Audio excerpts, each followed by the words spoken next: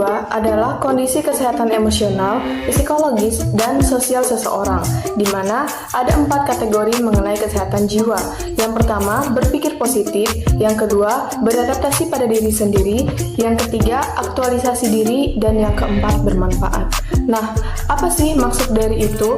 Baik, yang pertama saya akan menjelaskan berpikir positif.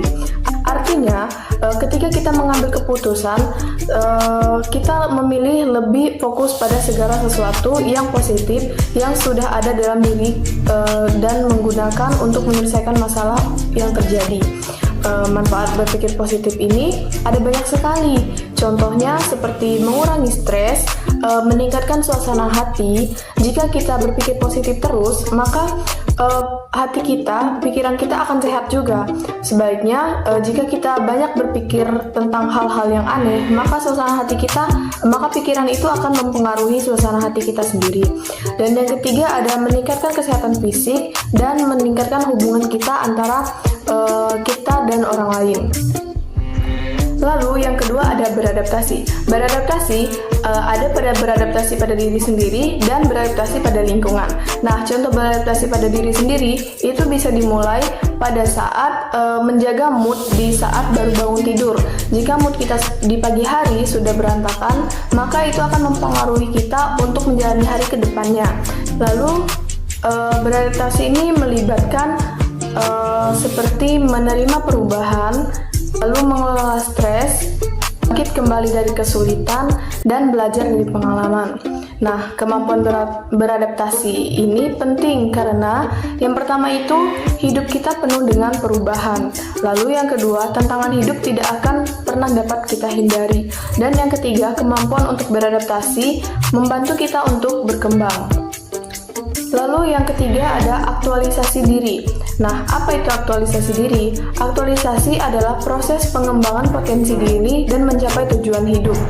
Nah, dalam kata lain, aktualisasi diri ini kita sudah terencana bahwa kita ada rencana untuk kedepannya dan rencana kita sudah tersusun dengan rapi.